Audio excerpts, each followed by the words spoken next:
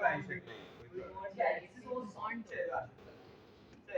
we're very happy and grateful that Professor Fawzia Afzal-Khan has joined us today. She's a professor of English, a university distinguished scholar, former director of the Women's Institute, and several other things at Montclair State University.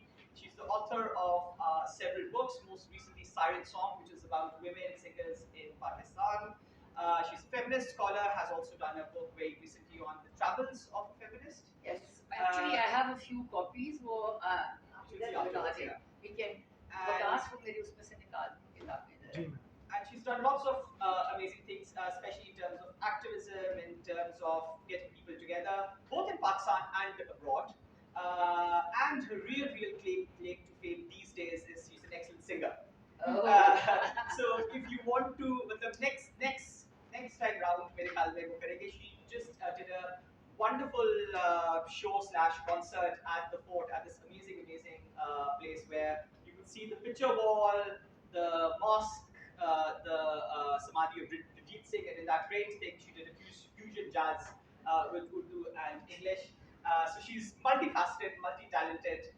So now we are here to actually hear from her about the whole Palestinian resistance and questions surrounding that. And it's even more interesting because I think during the time that she's been here, the whole movement has kind of blown up in the US, and everyone's now comparing it to the movement as it took place against the Vietnam War just over 50 years ago. So it's a very significant move that's begun in the US. Again, it's a US-centric thing, and who better to explain to us than Fawzia about that? Thank you so much for coming, and we are really looking forward to hearing from you on this. Thank you, Yaqub. Thank you so very much for the invitation. I'm very pleased to be here. And one of the reasons is because I do think that it is important for us to become aware across the globe about the significance of this movement for Palestine, to free Palestine. And I think it has been in the works ever since the creation of Palestine, and even much before that. When the Zionist plan to create this thing that became the state of Israel was hatched in Europe, right? It's a European invention, a European colonial invention, and has really very little to do with Judaism or Jewishness. Certainly, does not have very much to do with religion. In fact, it has nothing to do with religion, because it was a secular nationalist, European nationalist movement, and it started collecting steam towards the end of the 19th century. And the main figure there was Theodor Herzl. Now, what I'm going to say or ask is how many of you are familiar, and we can move on quite quickly because there are slides and videos I want to share, which is the more important thing, because that will give you a sense of what has been happening in the United States, in particular in the area, what we call the tri-state area, so New York, which is where I'm based, and New Jersey, the state next to it, where I have been teaching now for almost 40 years. So I have a very long history, both teaching and living in that area. And prior to that, the activism that Yaqub was talking about, that started literally the moment I landed in the United States, when I got there to start my PhD in English, in the discipline of English, in 1979. So आप देखें कि ये बहुत ही एक लंबा, very long process रही है. And one of the reasons that I became really energized to start on my campus, which was Tufts University, I was one of the first people, along with some other friends of mine, undergraduates, graduate students, and 5 or 6 of us started something called the Palestine Information Committee, because back then there was complete ignorance about even what Palestine was. And people used to talk to me, and I said, "You are from Palestinian, Pakistan, Palestine." They could not tell. Majority did not know the difference. So I have a play actually called Palestinian, because just a play on those words, because people could not distinguish. I mean, they didn't have no idea of Pakistan either. That has changed enormously, and that is cause for hope. students today in the United States of all backgrounds, ethnic, religious, gender, etc., whether they are international, national, from different states, they have become extremely conscientized and much more aware than ever before. And this is something that I can personally attest to, because when I started teaching at Montclair, I'm one of those faculty that we call a lifer. I started work there and I am going to end my career at Montclair State. I mean, I've been to other places and taught in between, but this is what we call my tenure home. So I'm a tenured full professor there. And when I started teaching there, the students that I had were like the ones that I described to you even at Tufts, where we started this Palestine Information Committee to just let people know that, oh my God, there is another side and another narrative and another history here that most of you have no clue about, because the Zionist, the pro-Zionist narrative about Israel as a state that was created for, on land with no people, for a people with no land, right? That was the narrative that had completely taken hold in the minds of most or majority of Americans, and so they didn't know. And we thought that this was a great injustice, and it was completely inaccurate. So as some students who were aware of these, and 1979 was a very important year. There was a lot of upheaval, political upheaval at that time. There was the Islamic Revolution in Iran. There was the invasion that had started next door to us here in Pakistan, the Afghanistan situation, and so on and so forth, and many other things were happening. Also, Zede Bhutto was, the tragedy of that era of Pakistan was happening, and his own particular execution, etc. So, there were a lot of us who were very aware, and we said that we have to do something. So we started this committee for information of Palestine against great odds, because when we tried to invite people who were then active in the Palestinian resistance movement, we managed to invite somebody who was the right-hand man to Yasser Arafat, the great Palestinian Liberation Organization leader at that time. The name of the man who came to our campus, Hatem Husseini.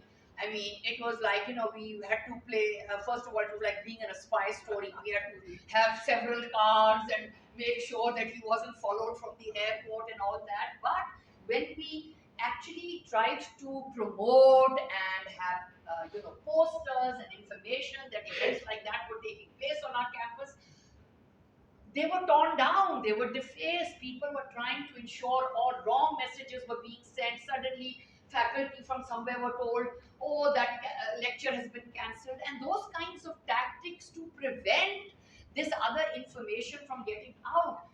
That is the same tactic that is continued to this day. Giving out false information, trying to discourage people from having a healthy debate, and even trying to see that there might be another side to the story here. And so we had to face a lot of that. We had to also face actually really terrible threats that were left on our machine, answering machines. Hoti thi us zamane mein. We didn't have cell phones, obviously, but we did have like answering machines. And I remember that those of us who were the main organizers of the Palestine Information Organization on campus, we received like threats. We'll see you and we'll take care of you, and scary threats. And I still have some letters we wrote to the editor, etc., saying that we are being attacked in this way, and we could not find out who they were. But one of the very strong Zionist lobbies on campus then and now is the Hillel organization. And we caught people from Hillel, trying to tear down our posters and or otherwise trying to deface them, and so on and so forth. So that kind of, the early years when I became very much involved with that kind of activism, that has carried through into the rest of my career.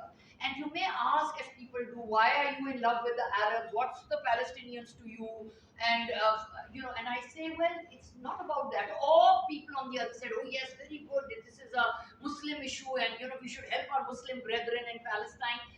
None of the above. it's not true. For me personally, and I believe in this very strongly, is that you have to do what you think is right.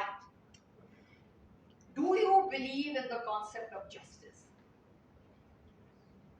If you are somebody who believes that there must be justice in the world, which is the only basis for a lasting peace, you cannot have peace without justice. People talk a lot, peace, peace. How are you going to have peace if people are being downtrodden, kept oppressed? तो कोई peace ना ना हुई. So if you believe that you want that kind of world, then you have to be involved in trying to make that world come about. It doesn't matter if it happens in your lifetime. People tell me, oh, you wasted all this time. What are you doing? It's not a waste of time. And today I am happy to share with you that after feeling like, oh my God, nothing is ever going to change because, one is human. So even though I've been talking the talk and walking the walk and being, trying to encourage people to, historicize their existence and get to know what's happening and through my teaching, I've been an activist. I'm one of the few faculty in the English department there who actually teach novels by Palestinian novelists and writers like Hassan Kanafani and others. That's the purpose, right? What's the purpose of education if it is not to share knowledge and to have discussions, including amongst people who have been taught to think very differently about things, right? So we have to exchange and we have to find some ground for agreement as well. So my whole thing has been, let's talk about social and economic justice, whether it is through the lens of literature, whether it's through the, any discipline. And for me, that has been literature, obviously, because that's my field.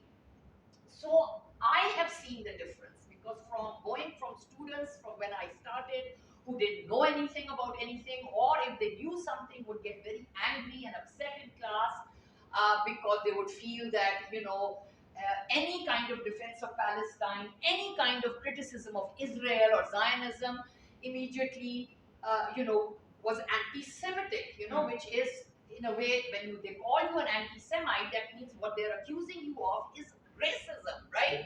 That you are against a particular group because of their ethnicity or their race or their religion. And that has been a battle that people like me have had to fight and fight and fight and fight. To show people that anti-Semitism has nothing to do with anti-Zionism. What people like me and, being a post-colonial studies scholar, which is my sort of scholarly discipline, someone like Edward Said was hugely influential, right? Edward Said was a professor at Columbia University, himself a Palestinian, and hugely influential across a variety of disciplines. This was something that he also talked about endlessly. And so those of us who were, influenced and who admired people like Edward, we have taken that struggle forward in our own way, in our own small way, big way, middle way, in our institutions, in our lives, because we believe again that this is a human issue and it is a human struggle that connects all of us.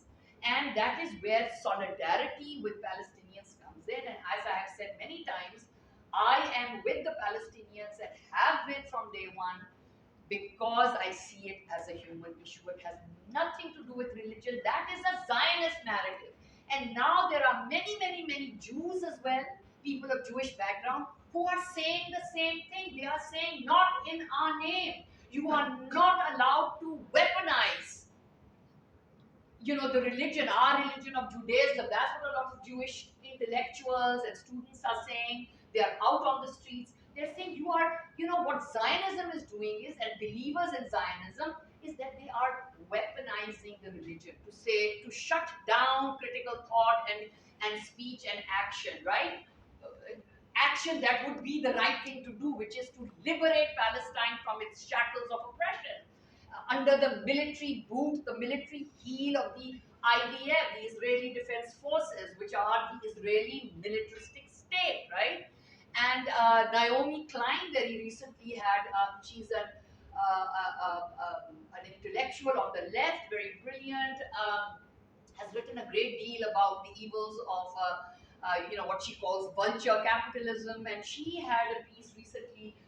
I think she made the speech there somewhere, and then the Guardian in England actually published parts of a speech, and I encourage you to look at it, in which she says, as a Jewish person, stop weaponizing, you know, the Jewish religion.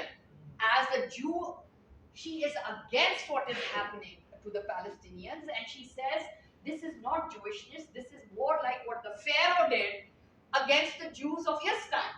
So, in that sense, history is repeating itself with those who were victims of the Holocaust, one of the worst tragedies of the 20th century, undoubtedly perpetrated by German state and German leaders and German peoples, right, who were involved in that against their own Jewish citizens. How is it that the Jews of Germany and of Europe at that time, who suffered under Nazism, who suffered under that kind of persecution, have now turned into these persecutors in the same way, against the native Palestinian inhabitants of the land that is now called Israel? I mean, this is the question that any thinking person has to have, because that is a fact, that is history.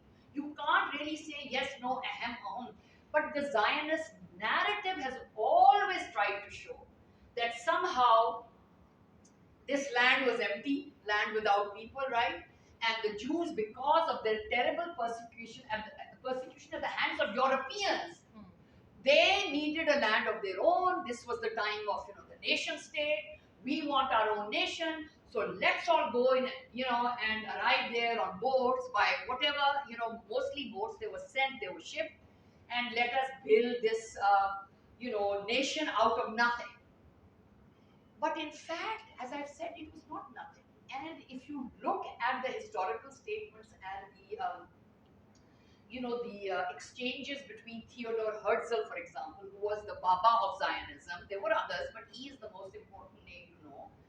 And he basically said, in response to one of the leaders, his last name was Khalidi, and I believe he was related to Professor Rashid Khalidi of Columbia, who was then the Grand, so this Khalidi was the Grand Mufti of Jerusalem or something like that. Anyway, there was an exchange between him and Herzl, and because Herzl was trying to convince him and saying, if you let us come here and establish this land, all boats will be lifted, everybody will live happily ever after. And the Mufti said, absolutely not.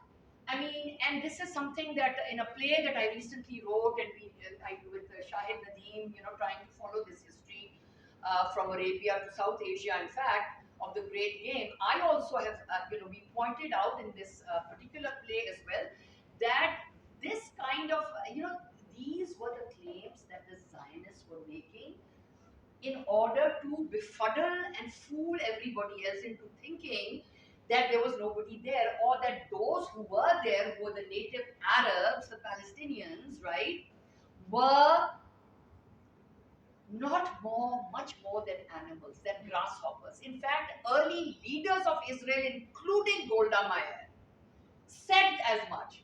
What are Palestinians? Palestinians are grasshoppers. अब आप सोचें, how would you like it? Does that make any sense?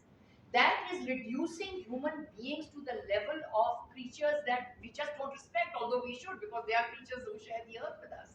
But it is a way to stamp them out and feel no compunction. Same narrative has been repeated by Netanyahu. Right? And then, calling from biblical passages, and that our religion says, and we have to crush these people, they are nothing more than anti-human, evil, faces of I don't know what. I mean, he's made so many those kinds of really demeaning comments, because the first step towards wiping out a peoples, and we all should know this, because we too over here in this region have been, people who were colonized. We were colonized by the British, and the British had a very big hand in the creation of Israel. Lord Balfour, who signed the Balfour Declaration, and that's where, we talk about this in this play called Lawrence in Lahore. Did anybody see it? Nobody managed to from here, right? But hopefully next time. But Balfour he declared in his declaration, he says, we don't care about the natives. This was the response to the Mufti. We don't care about you. Who are you? That was the truth of the matter. The rest was window dressing, right? And the truth of it was that they felt that the people living there, these brown-skinned Arabs, were not fully human. They were less than white Europeans because, in fact, those who created and settled in Israel at its creation, the leaders, the people of the movement of Zionism, were white European Jews. They are called Ashkenazis. Ashkenazi Jews. So they were racists. What they were saying is कि ये भूरे रंग के लोग जो इधर बैठे हैं, they are not comparable to us. We represent civilization. They are savages. They are not more than grasshoppers or other lowly animals. What can they do? We will come and we will create a really wonderful state that, will be at par with any other European nation state. So they were Europeans. They had nothing to do with this region.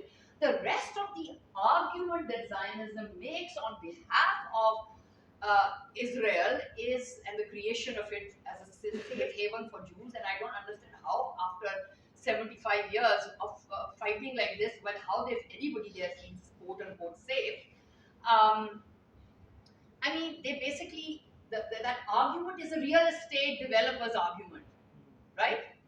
Well, we have right to this land because God promised us this land, millennia ago, thousands of years ago. I mean, this is something to think about. How is this possible? That makes absolutely no sense. I could come to you today and say, get out of your house. My ancestors owned this land, 1,000 years ago.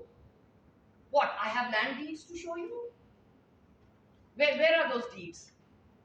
And even if I did, the history of our world is one of, where people have moved, people have, settled, people have had lands. Now, the people living there, those we call Palestinians, they were living there since millennia. They are native and local to that region. I mean, this is a fact. They will try to twist it. Say, well, it wasn't called Palestine. Yes, because this was pre-nation state. There was no nation state called Palestine because there was also no nation state called Israel. I mean, come on, give me a break. So these are really third-rate arguments. If you have a slightly, a mind that is used to thinking even lightly critically, you have to have these questions. You must ask them because they will take you to the next set of answers, to the next set of questions, to the next set of answers. All of this information that is being kept from you and me.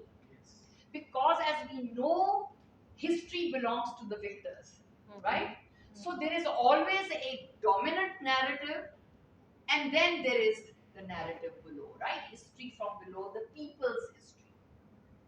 What we have been fed, what people in the West have been fed, all of us, the world across, has been the dominant narrative of Zionism in defense of Israel. And very good liberal Jews who are liberal on everything else except the state of Israel. Let's fight for the dolphins. Let's clean up the environment. Let's whatever. They will not budge on this because here the mind has been so trained in a propagandistic way to simply ignore the overwhelming evidence today of genocide. But this today what we see is a real genocide, but the slow genocide has been going on ever since the state of Israel in 1947 came into being. And the other thing that should make us extremely hesitant to, to think, something to think about is any state that is created on the basis of religion is going to go south. Yes. Which other state has been created on the basis of? Exactly. Am I right or am I wrong? अब आप डर रहे हैं लेकिन आप कह सकते हैं. But the fact is, yes, you cannot. It is inevitable, and it has nothing to do with the religion per se, or the religion itself, or good people who believe in that religion, right? Because religion in this case is always going to be a political tool at the service of those in power. That is, I mean, that's how states are created, right? And there the drift, because of those who will believe in the extreme interpretations of that religion, who are always there, they will shift the needle rightward. That is inevitable. Isme matlab, there's no argument here. And this is precisely what we have seen in the case of Pakistan, certainly what we have seen in the case of Israel. It started out as a secular nation state because, as I said to you, Zionism is a secular ideology. Theodor Herzl was a Jew in name only. He did not believe in the religion. He just wanted to create this state, and you can imagine why. He died, poor guy. Well, not poor guy. No poor guy. But he died before he could see the fruits of his, labors. So other people took it, enjoyed the creation, if you can call it enjoyment. But the point is that Israel is now in the hands of their version of fundamentalists and extremists. But the issue, as I'm saying, is we can't just point fingers at, oh, well, this is a problem with this, which a lot of liberal Jews are saying, well, it's Netanyahu is the problem. The religious right that has influenced him, they are the problem. Nonsense. I mean, Netanyahu is simply a symptom of what the state of Israel is all about. If it wasn't Netanyahu, it would be somebody else. And that is why I also say, yes, I mean, there are all these things going around, genocide Joe for Biden, because he is aiding and abetting as the greatest helper of Israel. I mean, just now, in addition to the, annual 4 billion in aid that has been going to Israel ever since its creation, based on our tax dollars, those of us who pay taxes, right? They have just approved a $14 billion bill, right? That has gone through Congress. It has been signed and stamped, and it's for Israel to, mostly to, aid to Israel, Ukraine, a few other places. But excuse me. So anyway, this is bad now. I mean, but to call only single out genocide Joe. By the way, none of us are voting for Joe. Don't give a damn if Trump comes again. But anyway, that's besides the point. The point is that he is only one individual. Yes. If it hadn't, again, what I said to you about Netanyahu, if it wasn't Netanyahu, it would be somebody else. If it wasn't Biden, it would be somebody else. It matters not whether they are Republicans or Democrats in power in the White House. Both houses of, congressional houses and both parties, I'm sorry, they are completely beholden to AIPAC. You've heard about AIPAC, the American Israeli Political Action Committee. Extremely powerful, very well connected, very, very rich, tons of money, and they influence the politics from the lowest of the local level politics in America, in little towns, villages, counties, all the way to the top, which is the Congress and the US Senate and so on. So yeah, we have big money. They have big money, rather, I should say, and they are involved right now in funding a lot of candidates, extremely right-wing candidates, at the local levels, because the elections have been going on at the local level, and now soon selection in June will take place for who will run for in November for Senate and Congress from our local jurisdictions. I mean, Jamal Bowman, who is from the 17th congressional district, which is the district that I belong to, extremely brilliant, an educator. All educators are brilliant, yes, we believe that. Yes. But he has done amazing work. He's a black Muslim, very eloquent. He has produced results in his years in Congress. He is very much part of what we call the squad which is the very left-leaning progressive group composed of people like Alexandra Ocasio-Cortez, Rashida Tlaib, who is Palestinian American, who has been harassed like you won't believe, um, and they're just trying to get her out of office by hook or by crook, and the others in that group. And so he is not a member of the squad itself, but he is very much alive to them and their political vision for America. And sure enough, and he has been also uplifting black communities in the New York district that he belongs to. His opponent, known crook, has been funded by $1 million from APEC for a local race. Yeah, by APEC. $1 million. Yeah, yeah. So anyway, I think that sort of should give you a general idea. And but I wanted to share a few slides. I want to show you a few videos that were taken of on the other side, right? The movement for the movement for resistance to Zionist, uh, narratives and Zionist ideology. The protests that have taken over and have been spreading since October 7th of last year to this day, and they are just growing in strength and numbers all across the United States, the big cities. People are out on the streets, and certainly for those of us who are academics and concerned with academic life, all across US campuses, major and minor. And this is cause for hope. Because people say, oh, well, what do you want to do? Oh, so many demonstrations. What's happening? Nothing's changing. They are going on sending billions of dollars in aid, and the Palestinians are being killed. I mean, at last count, it is over 30,000. God knows how many have been killed, because they can't count even until they take bodies out from under the rubble. And how many tens of thousands injured, right? People dying of starvation now. And I mean, the whole plan, obviously, from day one of the creation of Israel has been to get rid. There are no Palestinians. That has been part of their narrative. That is why we have a right to take over barren land. Well, I'm sorry, that is untrue. And Palestinians aren't just going to vanish into thin air. They have not vanished for the past 75 plus years. And even though so many in Gaza have been killed, they're not vanishing. I mean, anybody who themselves have been victims of history and have resisted should know this. You cannot crush people out. I mean, this just doesn't happen. Where has it happened? So I think this is terrible, and it's terrible for the Jewish people, because it has unleashed. They talk about, yes, there is more anti-Semitism out there openly than ever before, and I'm very afraid that that might grow, because so much of anger has been unleashed in people who before couldn't care two hoots. But they are seeing those dead bodies of children.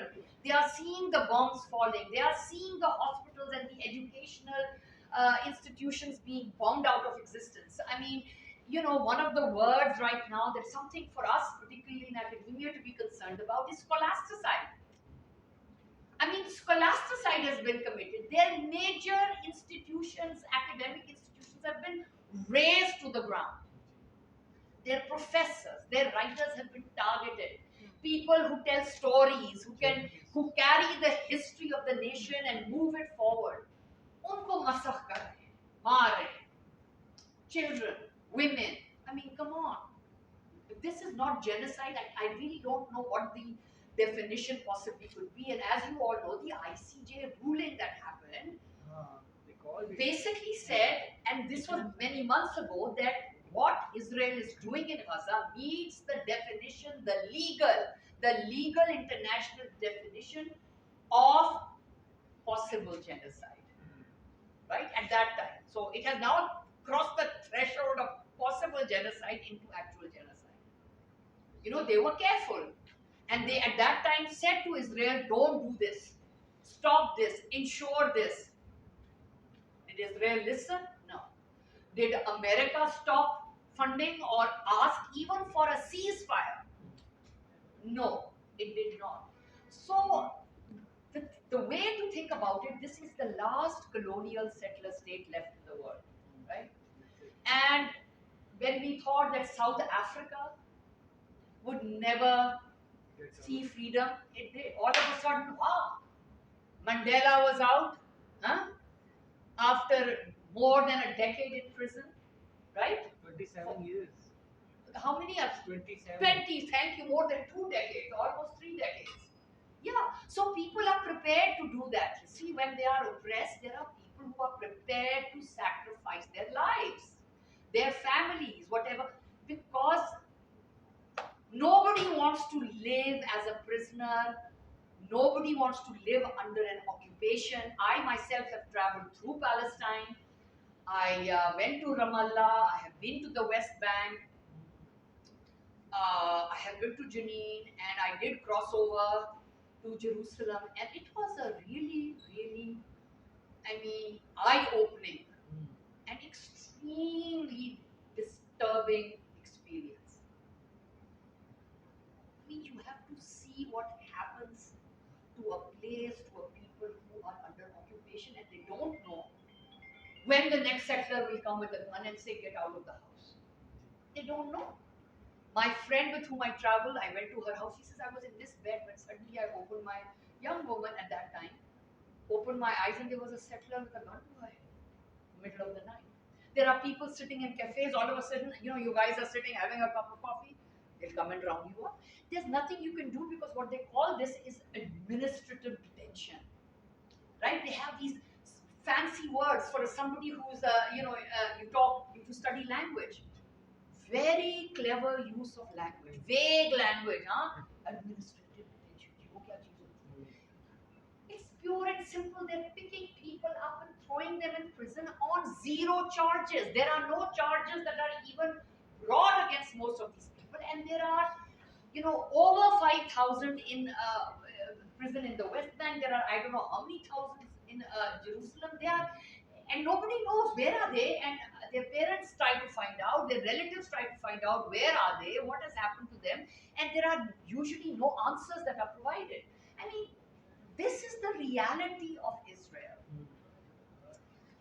So talking about resistance, I'm sorry I took up so much time. Are they joining us or are we out of time? Yes, yes. Good, because I do want to share. So one of the things that I'm very proud of, and this has happened obviously across US campuses, but there are chapters of student organizations or organization called SJP. Please know this name because it is very important and should be a galvanizing force for student organizers in every part of the world. What they have accomplished is miraculous. Students for Justice in Palestine. They have now been labeled as a terrorist group by the administrations of most universities and colleges in the US. And in fact, together with one other colleague also from English, Adam Zepka, and I, we had co-founded, and Grover Fur, who is an old colleague on the left, we co-founded our university's our university campus's chapter of SJP, which is which stands for Faculty for Justice in Palestine. So we actually, the mission of FJPs basically is to protect Palestinian students as well as Jewish and other American students who are allies with the Palestinians in their fight against the Israeli state and against the Zionist narrative. Please do come sit. It's good that you're here. Don't be embarrassed. It's all right. So anyway, we were told when I was trying, and I'm putting this on the record, I and Adam and others, we wanted to do an event, a talk, where we collaborated with our SJP, right, to talk about what was happening. And one of the leaders of the national chapter of SJP is a sociologist, cultural studies historian from NYU, um, by the name of Andrew Ross, very, very famous, very, very sort of a cross-disciplinary scholar and activist, who himself a Jew, himself a child of or a grandchild of Holocaust survivors, himself somebody who went to one of the kibbutzes as a young man, which is a rite of passage for many American Jews. You know, they are shipped out to Israel and made to only see the nice things in Israel, and they come back completely brainwashed about the reality, because they're not actually shown that. Then those who go and cross into Palestinian occupied territories, they wake up.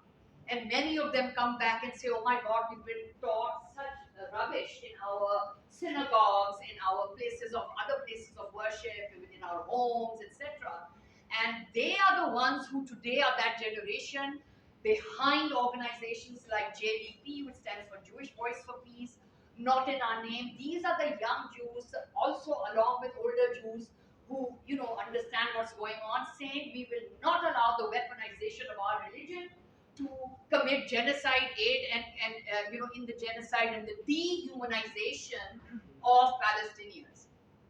So anyway, to go back very quickly to the event that I had co-organized, when we got it, we wanted to give something to Andrew Ross, and we wanted. I needed an honorarium and so on. So we have in the English department something called our Visiting Writers Committee, and you have to apply to them. It's composed of faculty, and this is an independent body, right?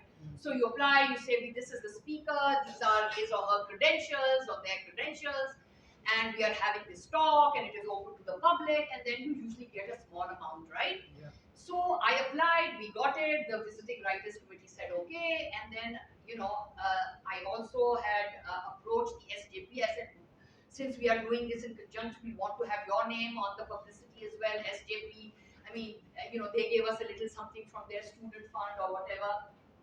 Now, when I designed the poster, which you will see in a little bit, उस poster पे, in fact, we should probably get to that all the way. Let me show you the poster, which is at the number I was saying. I'm going a bit further down. Let's keep going. I want to show you that poster. Then you'll see what I'm talking about. Yeah, okay, here we are. So, ये वाला this is good.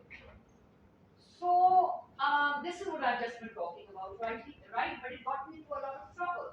आप देखिए दो posters में क्या फर्क है. Whoever can tell gets a prize. What prize do you have for the person who free tea, a cup of tea? इनमें जल्दी जल्दी बताएं ना क्या फर्क है इन दोनों posters. एक तो बहुत visible फर्क है. Thank you. Blood. Yeah, thank you. So that's the first one. So the chair of my department, who is a very nice, scholarly, works on Joyce, is extremely tweed coat wearing, a very nice guy, really. I'm quite fond of John. But this is the problem that I'm talking about. And so he wrote to me first privately. Eddie? Very good. Very good. इसी तरह के और कुछ और भी है. And this one says why Palestine matters, and it ends there. And Palestine will be free, absolutely. और यहाँ पे a cultural studies question. What does that do? What does that do to?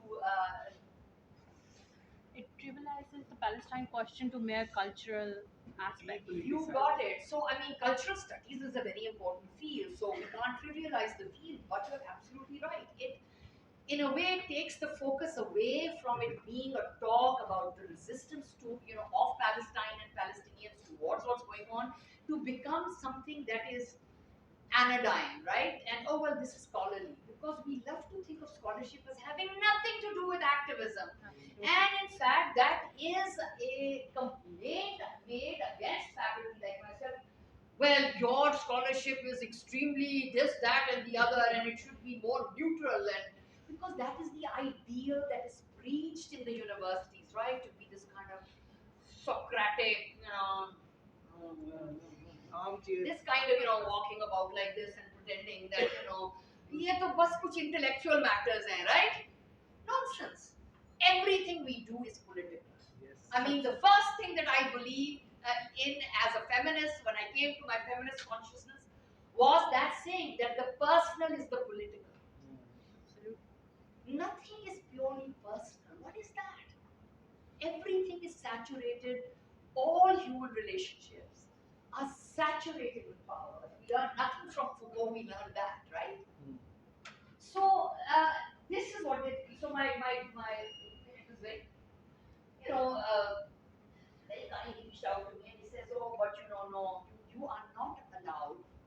He said to me, "I will not allow it for you to use our department-wide listserv by which we used to communicate with other members of the department as well as our students, graduate and undergraduate, to let them know about an event that is happening, a talk that is coming up, whatever. No, you won't be allowed to advertise this." I mean, I was shocked, to say the least, right? So then I wrote back to him and I said, and I copied other people in my department. I copied the members of their visiting writers committee. I also copied, my colleagues who were with me in the struggle. And I said, but John, this is, you are abrogating my free speech rights. This is not right. And not just mine, but this is, after all, we have been approved by the department's own visiting writers committee. I mean, this is a departmental function.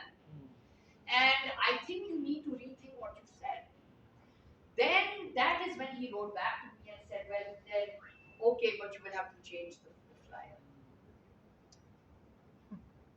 I had to do it if I had wanted to use that as a, like, how do you come to know if something is going on? There has to be some way of communication, right? This is the only way. We are now tied to this technological, whatever this serves on campus and so on. And that the upper administration is very aware of. And so what they've been doing, certainly on my campus, is that they have now shut down our ability as faculty to communicate with each other. I was just mentioning this to you earlier. So for example, the College of Humanities and Social Sciences, which is where my department is housed, and so history, sociology, all of those, we have no more ability to communicate with each other. We cannot post anything. All of a sudden we get those messages. No. And my colleague Adam has written to the dean, has asked for, no response. Okay, how did this happen? Why did this happen? And that this is not legal. Surely it's not legal, and we are trying to get to the bottom of it. We are trying to reach, but this is what they're doing. I mean, they might argue, well, no, this is only for admins, but it has never been like that. There have been university-wide listservs which were open for faculty from everywhere, every student college department, to post and to communicate, information, to have a discussion on, matters pertaining to our scholarship, matters pertaining to what was happening in the world around us. I mean, that is what we do in an educational institution, for heaven's sake. Exactly. And this is America, with its belief in freedom of speech and, oh my God, intellectual freedom. What the hell is going on?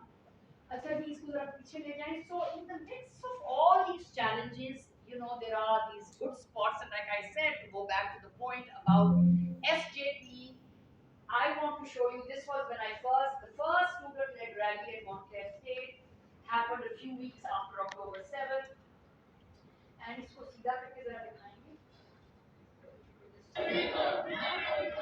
so that's Barry Mahmood. No more money for Israel's crimes. Stop the killing, stop the hate. Stop the killing, stop the hate. Stop the killing, stop the hate. Stop the killing, stop the hate. Israel is an apartheid state. Israel is an apartheid state. Israel is an apartheid state. Israel is an apartheid state. So, stop the killing, stop the hate. Israel is an apartheid state. I mean, those are the kinds of things that are going on. There are these amazing chants that have been created by SJP and others, and one of these is so powerful because you see, I mean, this really would hit them below the belt, right? Because they themselves were victims of European Nazism and racism and ethnocentrism etc., against their own communities, right? So to be called an apartheid state, yeah, Lulu, that's the reality. I'm amazed आप लोग ये कर पाए on that campus. अभी आप सुनते जाएं, हमने बहुत कुछ किया है, अभी और कुछ कर रहे हैं. हाँ जी, so this was Barry, and I'm very pleased to know him. I was speaking to him this morning. The thing that I want to show you, अगर आप बिल्कुल end पे चले जाएं जल्दी से, the very last few slides. So you have to come to about 39, 38, talking about what all we've been able to do.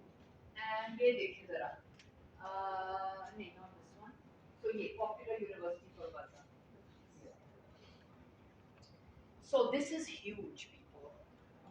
I'm proud to say, Montclair State University, at Montclair, the student movement for Palestinian liberation. So this is going on, this idea of a popular university, meaning this is all national, across the United States. This transformation using mass mobilization of students into a sustained means of pressure for divestment from companies that these universities are divested in, right? Invested in, to divest from them and pull out their funds. So this is also what brought down South Africa, which was the other apartheid state. So what is happening in that chant, right, is that Israel is being compared to South Africa, to the white settler colonial state that was South Africa, that did collapse and come to an end. And when no one thought it was possible. So it's possible. Either I want to share with Fawzia, this is 38 and 39, but yeah, 38. This is what I wanted to show since you were asking. So my university's SJP, Students for Justice in Palestine, are the first student government in New Jersey, in the state of New Jersey, the first, and this just passed yesterday, to directly vote in favor of divestment. They got the Student Government Association, SGA, and there were only, I think, there were 22 votes for and only 2 abstentions, and nobody voted against. This had been tabled for over a month. They kept tabling the motion.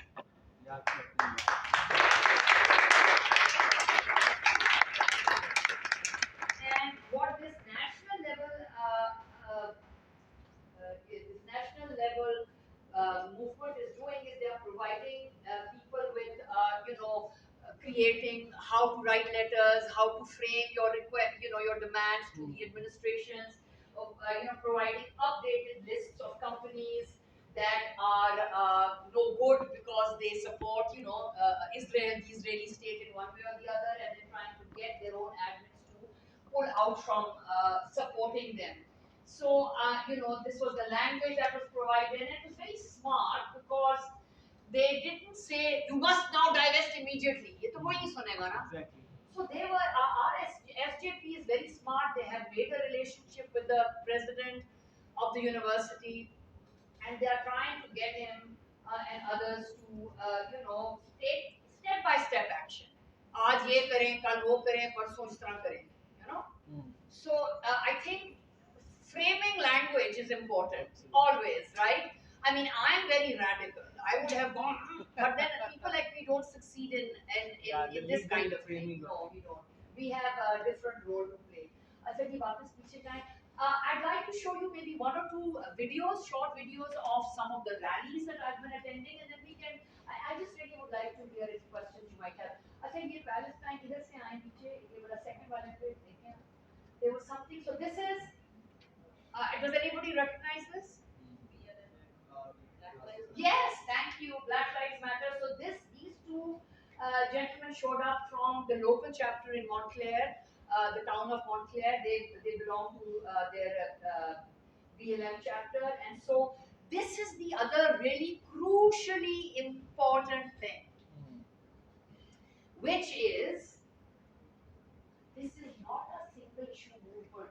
आप यहाँ बैठे ये मत सोचिए इससे हमारा क्या ताल्लुक है, आपका बहुत ज़्यादा ताल्लुक है, क्योंकि अगर आप एक दुनिया देखना चाहते हैं जिसमें people are empowered, where citizens are empowered, where citizens can pressure the state to do what they want, not what those at the top jo kha pee rahe hain.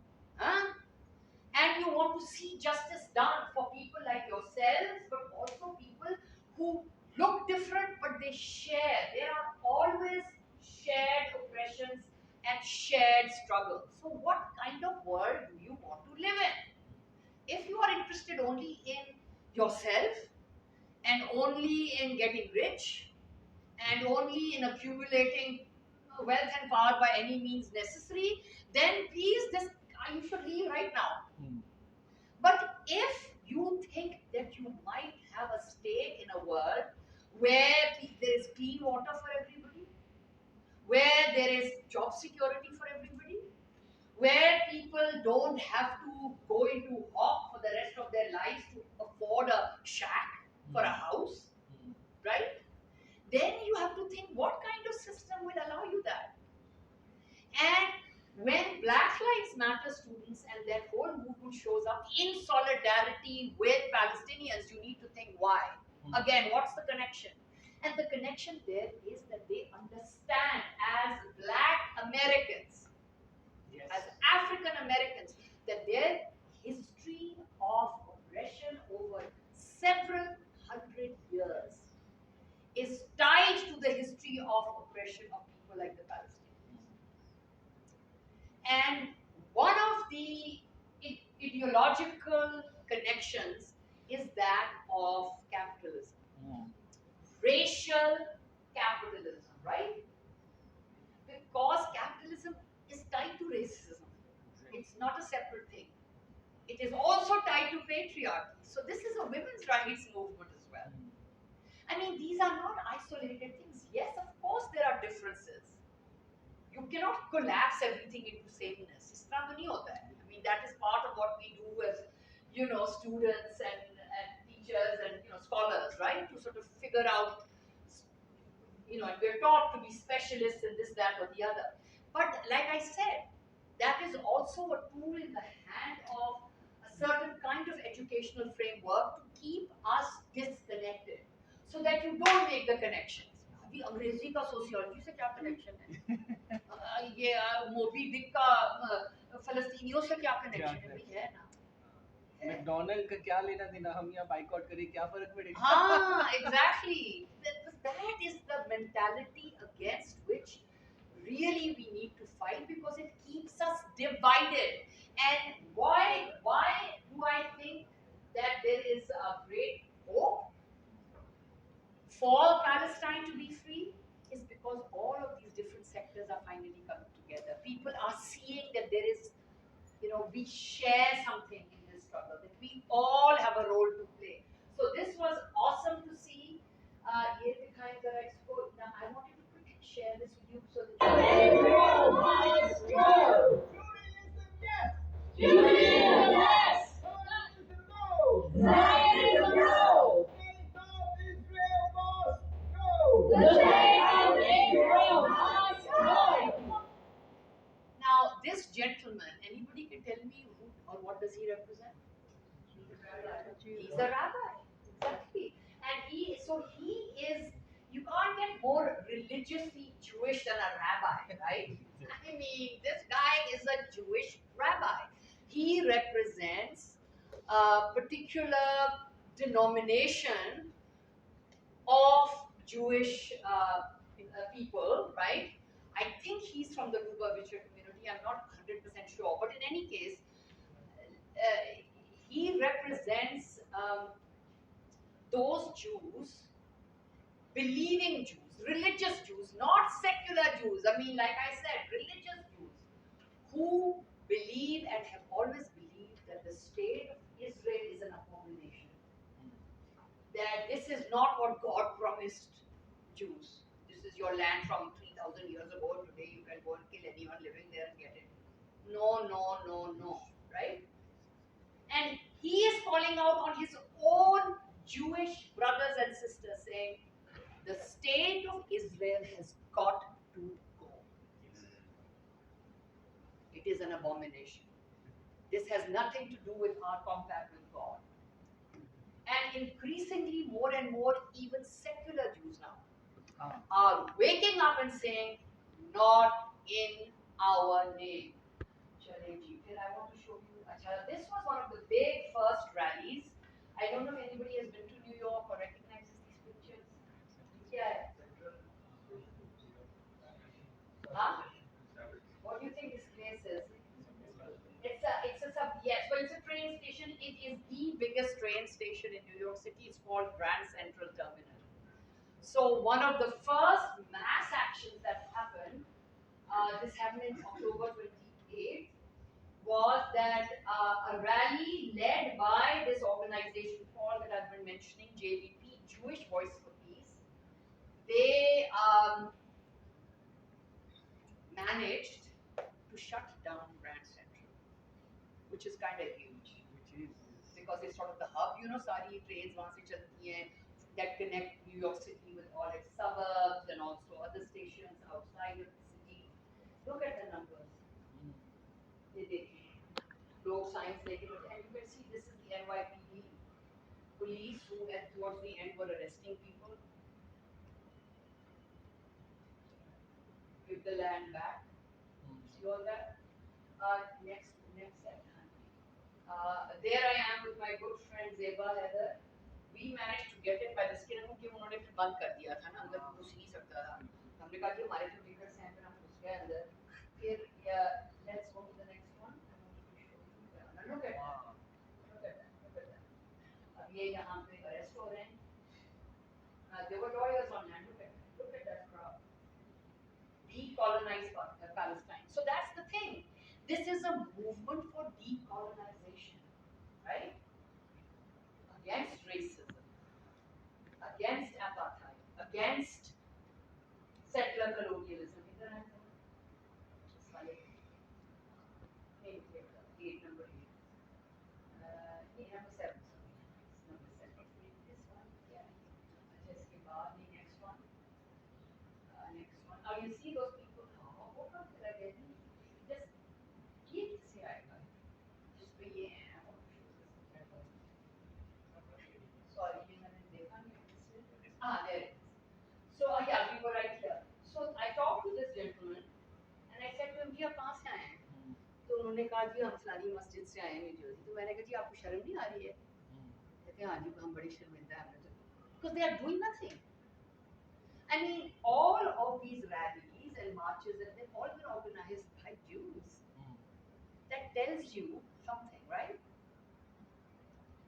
Where are the Muslims? But they to participate या वैसे ही? नहीं, participate करने आए हैं, but but they are imams of big mosques. congregations. सोए हुए हैं sir. आपको यहाँ खाना खा के रहे हैं. हाल नहीं पता है, यहाँ है के जी? इमाम्स के हाल नहीं पता आपको. पता तो है लेकिन बेटा फिर भी चैलेंज तो करना पड़ता है ना, मतलब हद हो गई है. चलें, and I love this. See there they climbed on top of the, this is at quite a height, and they're sitting there with their thing. अच्छा नीचे आए, shut it down for ये हमारे MSU पे again we had this gathering, and that's my campus. Next देखें जरा at our amphitheater. उसमें मैंने भी एक स्पीच की थी, इन्होंने भी की थी. मतलब मजा बात ये हुई थी कि किसी ने वहाँ पे एक रॉक के ऊपर पेंट कर दिया बड़ा कोई एंटी सेमेटिक स्लर. तो इंक्वायरी होगी फलस्तीनी स्टूडेंट्स की. And then we said, what the hell? पता चला it was somebody from the Jewish community who had painted that because just to create trouble. The president, after finding that out, sent out a university-wide email saying, well, this is a mental health issue. What? Now, had it been truly some Palestinian or Arab Muslim student who had done it, what do you think would have been the out Extremists, terrorists. extremist era? Because उसको तो I mean, he would have been expelled. He or she. तो ये हालात हैं हमारे. अब मैं आपको ये वीडियो नहीं दिखाऊंगी because we are running out of time. क्या should we stop now? हाँ मैं चाह रहा हूँ हम यहाँ से questions ले. चलिए बिल्कुल. And then I can you go to थोड़ा सा मैंने एक आपको दिखाना था because this rally ये दिखा दें जरा जल्दी से. ये just we don't have to look at the video, but this is because there were some theatre people who were also from the West Bank. Because this is another thing that I want to alert you to is that Gaza पे eyes have been on Gaza. The people, Palestinians of Ramallah, West Bank have been really targeted. बहुत लोगों को उन्होंने मारा है, बहुत के lands छीने हैं, settlers are over there, and they entered this town called Jenin, which I visited. I actually visited this theatre company, Jenin Freedom Theatre, and they arrested 3 of their leading, the director and leading actor and their organizer, and they threw them into prison. And one of them, Mustafa Shetty, is still there. And like Tabasi, who was later released, said they treat us like animals. They are trying to hurt us in any way they can, but it is important that we stay strong. Why do you think they would have taken these theatre directors? They didn't talk to the people, so the message was across. Yeah. Would I?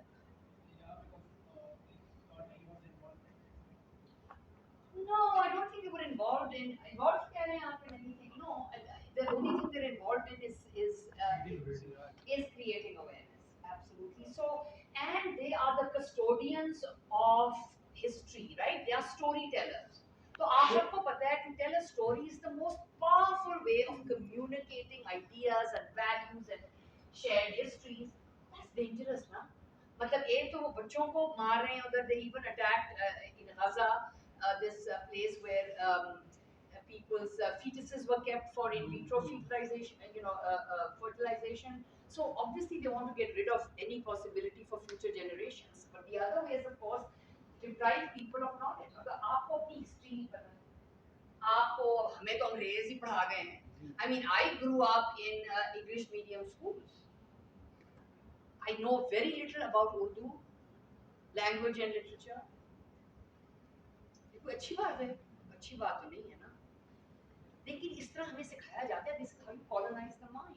And if you are only hearing a dominant narrative of yourself, you are inferior, you are this, हर अच्छी चीज जो है वो गोरे के पास है, तो आप वो बिलीव करेंगे ना इवेंचुअली, कि नहीं करेंगे? तो वही ये लोग करते हैं, उनकी हिस्ट्री को मस्क करने की कोशिश कर रहे हैं. And I think that's it. I'll just show you one last thing. So we had these, and several rallies. पीछे वाला something है. That was we had a silent rally. So we carried, you see all this? So we went to Golda Meir Square. And there is a square named after Golda Meir, this prime minister, one of the early ones who called Palestinians grasshoppers, right? And there we laid down after a silent march to New York, downtown Broadway. We had these, they look like babies, right? And it was really, and it was silent rally. Nobody spoke. Just went there very quietly, laid down these kids. It was very moving. और ये भी Jewish voice for peace ने किया था. And one last one आगे चले. And ये और rally थी Freedom Theatre के लिए. It started on the steps of the public library. It was all movement, acting. This was joyful because there has to be joy in resistance. So there were songs, there were dances, there were little skits. And we ended with, so these are all different theatre groups. आगे चले जरा please. And then आगे चले. See, it's like a festival. You see that, like a carnival, or musicians and the last is here. Next one. And so, which I just wanted to show you this because ये पता नहीं आपको ये हम we can end with that video लगा ये वाला नहीं मेरा ख्याल है ये last वाला.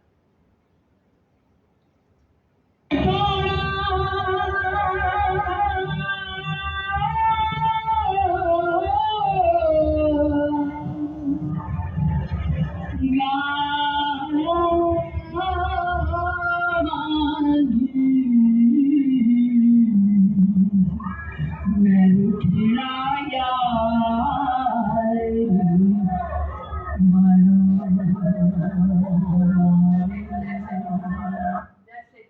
So I sang Bulle Shah on 42nd Street in Broadway. We closed out the rally. There were, several thousand people there. Bitterly cold night. मतलब इतनी ठंड थी कि पता नहीं हम जम ही गए उधर ना. But we did it. And there were singers and dancers, and I was so honored to be invited to perform. And what I ended by saying to the people was, and this is where I would like to end, is that there is a long history of solidarity and resistance with people's movements from Pakistan to Palestine. Let's not forget it. And there was a time during the Bandung era, much before any of you were even thoughts in your parents' heads. When the so-called third world, of which we are all a part, came together, the nations to really try to decolonize our cultures, our economies, our educational systems, right? And we said we have to help each other. All the black and the brown people of the world, from Africa to Asia to wherever, Latin America.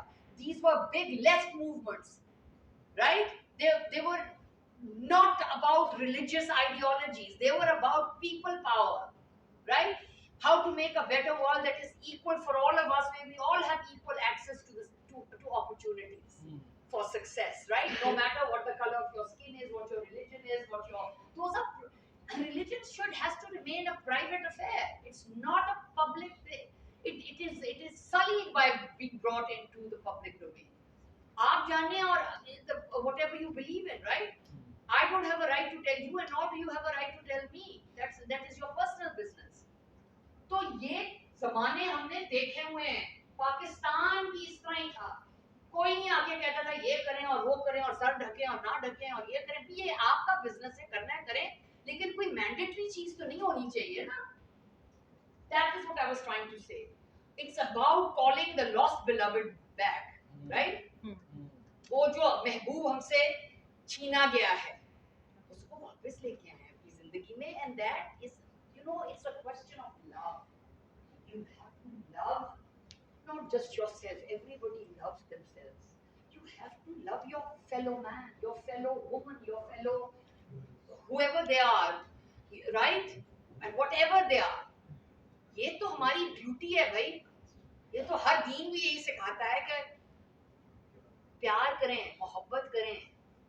तो ये मोहब्बत का गीत मैंने गाया था. मैंने कहा ये पाकिस्तान से आया है, पंजाब से आया है वो भी. और this was my way of showing my love in this instance for the Palestinians who are really struggling for their bare existence, and really for the world, for all of us, right? Thank you so much.